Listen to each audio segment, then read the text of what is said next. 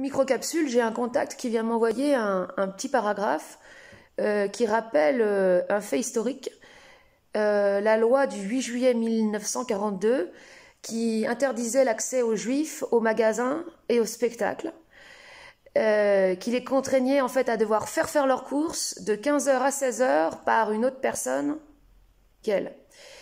Et ensuite, dans ce paragraphe, ça terminait par c'est dans ce climat que se produisit à la mi-juillet la triste, célèbre rafle du Veldiv. Donc, pourquoi je parle de ça? Parce que oui, il y a des analogies qui sont faites aujourd'hui entre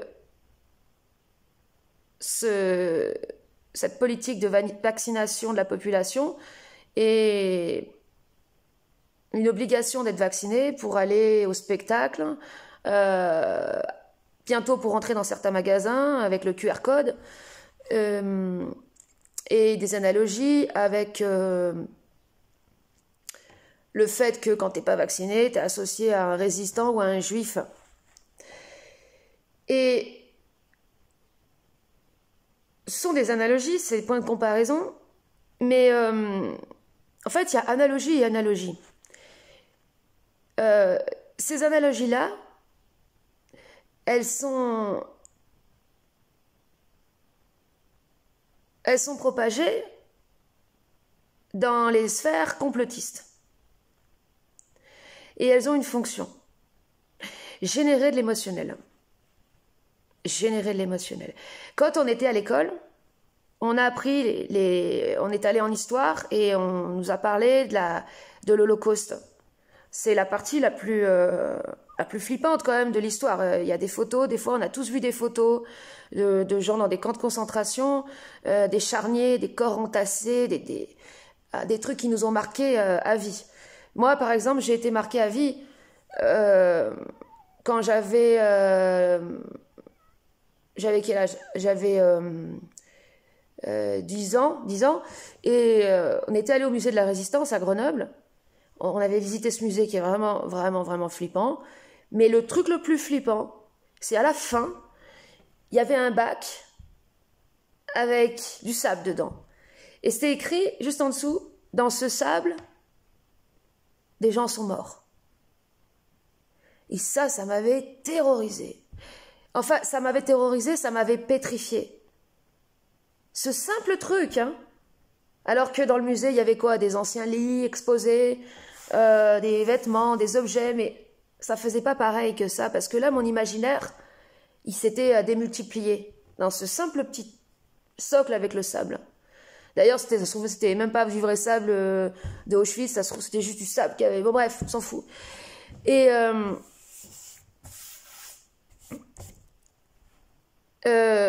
donc, tous ces points de comparaison par rapport à l'histoire et aux Juifs, forcément, ça nous génère de l'émotionnel. Et ce serait intéressant d'étudier ça, d'étudier comment est-ce que justement l'histoire qu'on nous a enseignée quand on était enfant nous a marqué au fer rouge. Moi, je sais, par exemple, quand je faisais passer, à une époque, j'avais fait passer des brevets au collège. Et il y avait une partie histoire et il y avait une partie orale. Et on posait des questions aux enfants, enfin aux adolescents, et il fallait qu'ils s'expriment sur leur ressenti par rapport à cette partie-là de l'histoire. Et ils étaient tous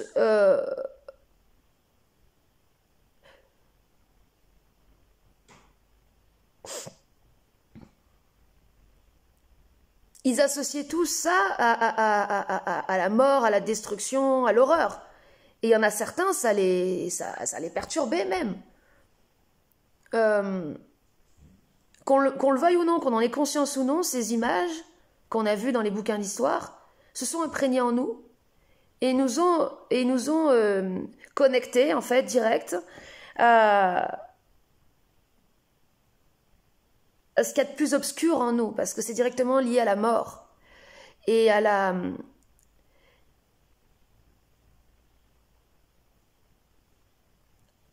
à la volonté d'exterminer l'humain,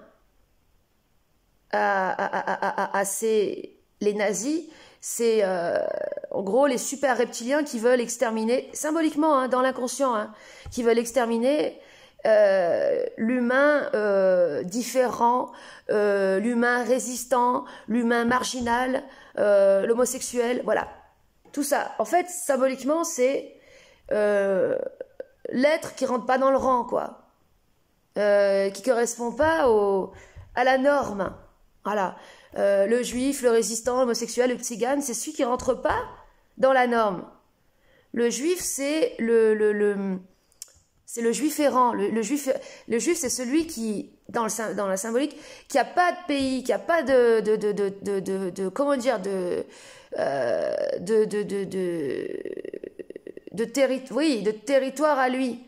Il est comme exilé et comme voilà, il est exilé. Et donc, dans notre inconscient, forcément, dès que nous, on a un comportement qui ressemble à ça, au fait de ne pas rentrer dans le rang, au fait d'avoir, déjà même le simple fait d'avoir d'esprit critique, hein, ça forcément fait des associations avec ces êtres qui ont été persécutés pendant la Deuxième Guerre. Mais là où, justement, ça va pas, c'est que c'est utilisé, justement, dans les sphères complotistes, dans le but de générer de l'émotionnel. Aujourd'hui, la guerre, elle se situe où? À l'intérieur. La guerre, elle se situe à plusieurs niveaux. Il y a la guerre de l'information, les fake news, il y en a partout, même dans les médias officiels, il y en a partout, guerre de l'information. Donc, en gros... guerre de l'information. Et ensuite, guerre des virus, hein, et guerre ensuite attaque, menace avec la vaccination obligatoire, où les vaccins, ça ressemble un peu à des armes, à des fusées qui viendraient se planter dans les corps. Donc tout ça, toutes ces données-là, ça crée un déferlement et des perturbations émotionnelles très importantes chez les gens. Même les personnes qui sont anti-vaccins sont flippées de potentiellement, il y en a plein qui sont flippés. Alors, c'est ça, c'est que ceux qui sont pro-vaccin, souvent ils ont peur, enfin ils vont se faire vacciner parce qu'ils ont peur de choper la maladie. Mais ceux qui sont anti-vax, alors peut-être ils ont moins peur de choper la maladie, mais en tout cas, ils ont peur de se faire vacciner. Donc tout le monde a peur. Et je vais pas faire mon Raoult en disant que le seul virus, c'est la peur, parce que c'est pas aussi simple que ça, dans le sens où quand tu déclenches une maladie, c'est pas uniquement parce que tu as de la peur. C'est pour tout un tas de raisons qui sont liées à des déséquilibres très complexes, très subtils, et qui peuvent même remonter à des causes très profondes dans l'enfance. Enfin, c'est très complexe. En tout cas, c'est lié à un déséquilibre. Et ce déséquilibre, il est depuis l'intérieur. Toutes ces décharges émotionnelles liées à ce qu'on peut lire, soit dans la presse officielle ou soit dans la presse complotiste, qui fait ces analogies avec l'histoire, ça crée du stress, mais le problème, il vient de l'intérieur. Quand je dis il y a analogie et analogie, il y a des analogies qui permettent de mettre de l'objectivité pour comprendre qu'il n'y a rien qui se transforme, il y a tout qui change de forme. Pour autant, il y a des analogies qui sont faites et qui sont destinées à la masse, comme dans les sphères complotistes, c'est destiné à des masses, qui sont uniquement faites pour générer de l'émotionnel et qui n'amènent pas de compréhension. Et ça, c'est de la merde. Parce que, certes, tu peux faire des points de comparaison. Ah tiens, oui, les gens pas vaccinés, ils sont comme les juifs. Pendant la guerre, ils ont pas le droit d'aller au spectacle. Mais attention, ça ressemble dans la forme. Hein, c'est ça. Ça ressemble dans la forme. Mais c'est pas du tout la même guerre que la Deuxième Guerre mondiale. Ça n'a rien à voir. Rien à voir. Ça ne s'y situe pas du tout au même niveau. La guerre, elle se situe au niveau de l'information et au niveau des perturbations émotionnelles qui peuvent être générées chez les gens, auxquelles les gens n'ont pas de maîtrise sur elles-mêmes, se font avoir en fait.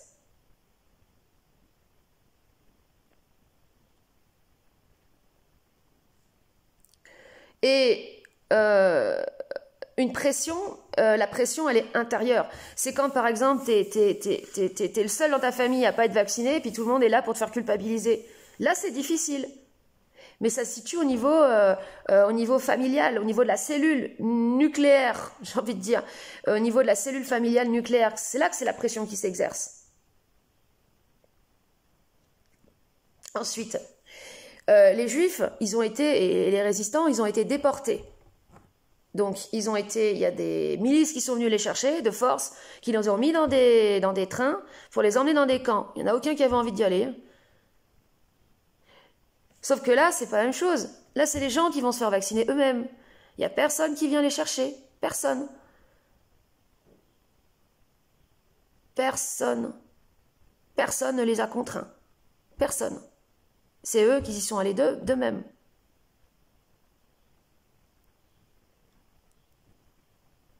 Là, c'est pas encore... Je veux dire, moi, je sais pas trop. Moi, je m'intéresse plus à ce qui se passe en France que à l'étranger.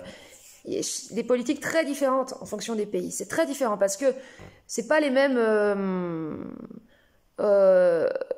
comment dire, je sais pas, esprit en fonction des pays. Par exemple, la France, c'est quand même lié au siècle des Lumières quand même, et c'est quand même lié à un peuple de réfractaires. C'est-à-dire le français est jamais d'accord. Enfin, le français, si on veut lui imposer un truc, il sera pas content. Bon, certes, il y aura une grosse masse de gens qui vont accepter, et la masse dominante et majoritaire. Mais il y aura toujours des pas contents qui veulent pas.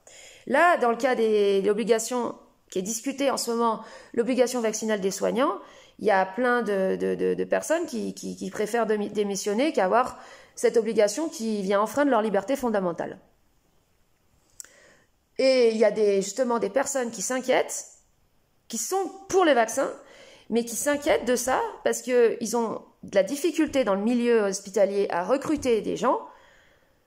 Et d'ailleurs, moi, je vais vous le dire, je veux dire, moi, j'ai été recrutée à l'époque, j'étais ni formée, j'avais aucun diplôme, j'avais aucun des vaccins obligatoires pour travailler dans le milieu médical. Pourtant, ils m'ont pris, ils m'ont supplié. Quand j'ai ensuite démissionné, la directrice, elle a dû m'appeler, je sais pas combien de fois, 4 fois, pour me redemander si je voulais pas revenir travailler. Ils n'arrivaient pas à trouver du personnel. En manque de personnel. C'est des milieux où ils sont en manque de personnel. Donc là, il y en a qui s'inquiètent. Moi, je lui avais dit justement, écoutez, moi, je peux pas travailler chez vous parce que déjà, de une, j'ai pas le diplôme, je compte pas le passer. Là, c'était pour dépanner, hein, clairement. Je compte pas le passer, et puis je peux pas travailler chez vous si j'ai pas le diplôme. Enfin, je veux dire, si j'ai un contrôle, c'est quoi? C'est moi qui suis dans la merde. Vous aussi d'ailleurs. Et donc, c'est pas... Non, je peux pas travailler pour vous. Mais elle me suppliait. Elle s'en foutait. Elle disait, bon, c'est pas grave, on vous prend quand même. Bon, oui, on va s'arranger. Je sais pas quoi. Oula. Non, on va s'arranger. Non, si j'ai pas le diplôme, on peut pas s'arranger. Je l'ai pas. Bon. Et... donc ils n'arrivent pas à recruter, voilà. Et attends, Loupia, 2 secondes. J'ai fini, bisous obligatoire. C'est pas la vaccination obligatoire chez moi, c'est le bisou obligatoire. Si avec ça je suis pas vaccinée contre toutes les maladies. Oui, bah oui. Va manger ta charogne plutôt là, Loupiote. Non, elle la prend plus ça. Arrête, Loupiote, sérieux. Non, descends, j'ai pas fini. Attends, 2 minutes. J'arrive, on va aller promener, on va aller faire le tour là. Ouais. Alors, j'ai fini. Qu'est-ce que je voulais dire? Voilà, donc cette guerre, elle se situe à l'intérieur. Et...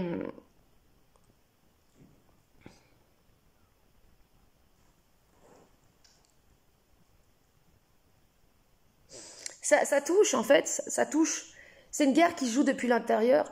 Ça touche au tréfonds de l'inconscient de l'homme. Et comme je vous disais, c'est toujours la même histoire. Il y a des humains qui dorment, il y a le serpent, comme dans la Bible, qui débarque. Et le serpent, c'est cette électricité qui vient tout secouer parce que les humains, ils pioncent. Adam et Ève, dans le jardin, ils foutaient que dalle. Hein. Ouais, ils devaient niquer un peu, quoi. Ils devaient être là. Dans la peinture de Michel-Ange, qui est la fresque dans la chapelle Sixtine, qui représente Adam et Ève, on voit Ève à genoux devant Adam, qui tourne la tête et elle a sa tête au niveau de son sexe. Donc clairement, ça veut dire qu'elle était en train de le sucer, quoi. Et voilà ce qu'il foutait dans le jardin, il bouffait, il bouffait des fruits, il niquait. Voilà. Mais il se passait pas grand-chose de plus que ça. Et le serpent débarque et hop, l'histoire commence.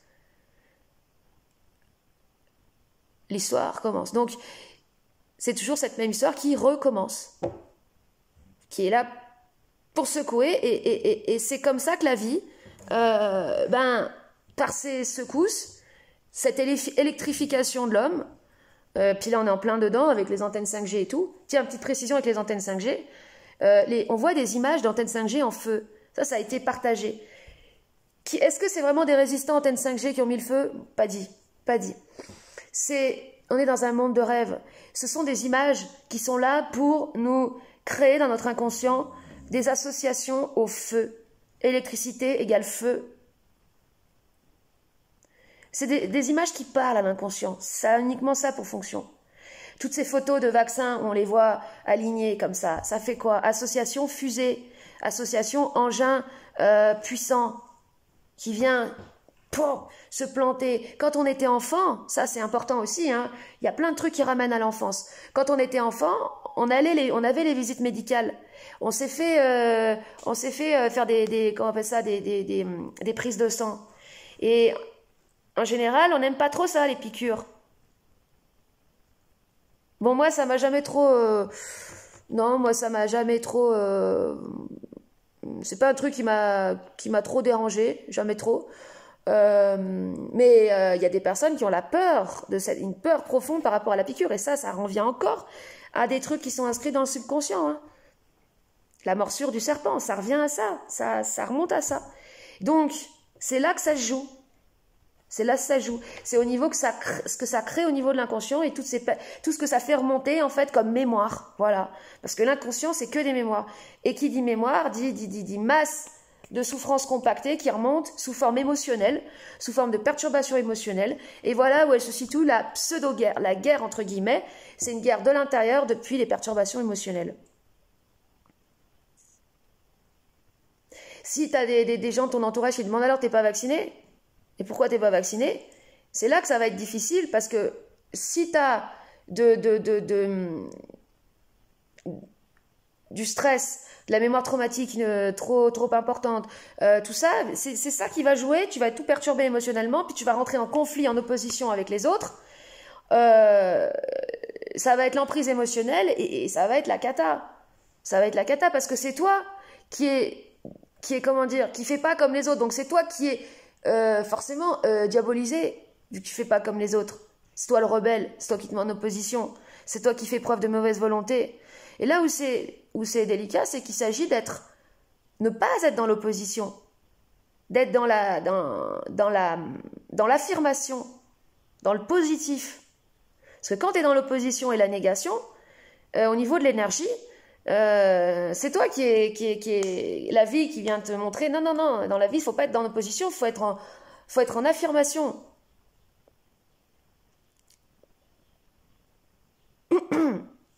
Alors c'est subtil, il n'y a pas de recette. Moi je sais qu'à chaque fois si il y a quelqu'un qui me demande non, t'es pas vacciné, je dis non, c'est pas bon au niveau de l'énergie, c'est pas bon. Ça crée une opposition, une négation, et c'est toi qui récoltes le truc qui te fait niquer parce que tu es dans l'opposition. Comme toute énergie, ça crée une tension. Quand tu es dans l'opposition, la négation, ça crée une tension. Et c'est pas bon. Et ça nourrit le truc.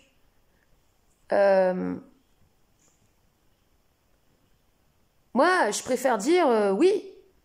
Mais j'attends. Oui, je suis. Oui, alors, comment? oui, je ne suis pas encore vaccinée, je vais bientôt le faire. J'attends de voir si ça permet de diminuer, je sais pas moi. Enfin bon, bref, j'en sais rien. Sauf moi, je suis pas confrontée. Je veux dire, on peut pas parler dans l'absolu si t'es pas confronté à une situation, c'est par rapport à des trucs qui se présentent ou pas. Moi, ça se présente pas comme ça. Disons que si je suis rentrée en opposition avec des gens que vaccinés, mais j'ai vu qu'en fait c'était moi le problème dans l'histoire. C'est moi que ça générait de l'émotionnel. Que c'est moi qui avais un problème de non-intégration de quelque chose. Parce que les gens font ce qu'ils veulent. Chaque personne fait un choix individuel. Et ça, si toi tu t'opposes au choix d'une personne, c'est toi qui, voilà, même si c'est ton père, même si c'est ton frère, bah, c'est son choix. Voilà. Et si t'es pas content, c'est que t'as une emprise sur lui parce que tu voudrais qu'il soit comme toi. Donc, voilà. Et puis t'as des attentes vis-à-vis de cette personne, donc t'es déçu. Donc non, c'est là que ça va pas. Et donc oui, je suis pas confrontée à l'autre situation où on me ferait culpabiliser. Ah, t'es pas vacciné, blablabla. Je suis pas confrontée à ça. Donc je peux pas dire. Je peux pas dire. Je peux pas dire. Ensuite, pour ce qui est des soignants, par exemple, moi j'en ai rencontré une. Hein, elle a démissionné. Elle a changé d'activité. Elle s'est mise à son compte. Faut voir le truc. Faut voir ce qui est positif. Alors, elle a pas continué dans le milieu médical. Hein. Elle a ouvert une boutique. Et elle fait ce qu'elle avait toujours envie de faire. Donc, du coup, tant mieux pour elle. Tant mieux pour elle.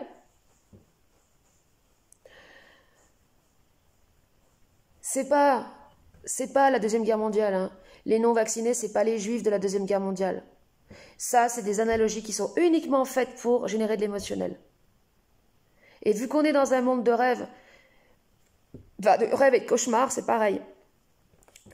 C'est utiliser ces dates, parce que c'est des pointeurs, c'est des curseurs, c'est des dates clés. Le 8 juillet, il y avait ça qui avait passé. Pour que là, quand ça se reproduit, ça puisse à nouveau faire ressurgir de la masse émotionnelle et replonger, parce que ça fait ressurgir de la masse émotionnelle, que les gens sont identifiés à leur émotionnel, les replonger, nous replonger dans l'inconscient. Mais en fait, c'est même pas réellement un complot, parce que c'est le complot de l'inconscient, mais on peut pas parler de complot de l'inconscient. L'inconscient, il n'a pas de complot. C'est simplement une force d'inertie. Voilà. Je veux dire, moi, je regarde ça, de mon point de vue, en tant que spectatrice, sans être soumise à mon émotionnel. Je vois trop bien que c'est parfait, en fait. Je vois trop bien que ça se situe, que le sujet de cette guerre, qui n'en est pas une, en fait, hein, se joue au niveau de l'intérieur.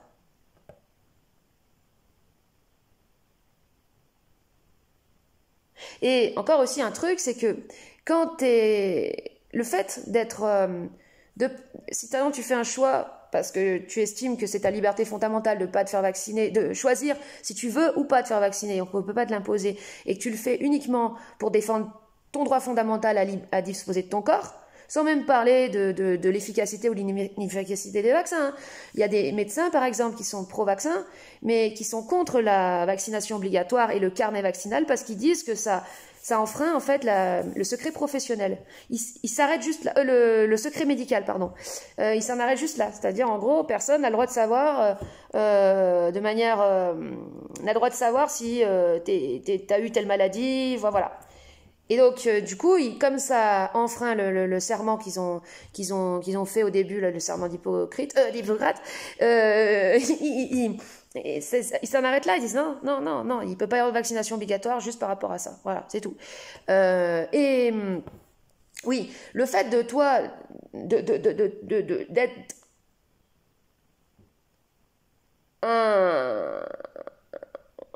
un rebelle par rapport à la dominance, à la masse dominante qui se fait vacciner, et dire non parce que moi c'est mon droit fondamental, blablabla. Qu'est-ce que ça crée ça crée de l'individualisation. Parce que pour s'opposer, il faut en fait l'individualisation, l'identité, ça se crée par l'opposition à la masse. C'est ça. Si tu veux t'individualiser, tu vas devoir t'opposer, te sortir de la masse et t'opposer à la masse. Voilà. Donc, ça crée ça. Et tu peux pas gagner ton individualisation sans un certain combat non plus, hein. Pas le truc qu'on te file, tiens, et tout. Bah non, faut le vouloir.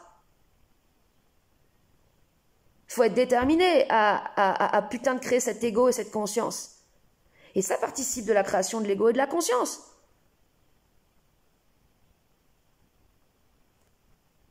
C'est comme ça que je vois le truc, hein.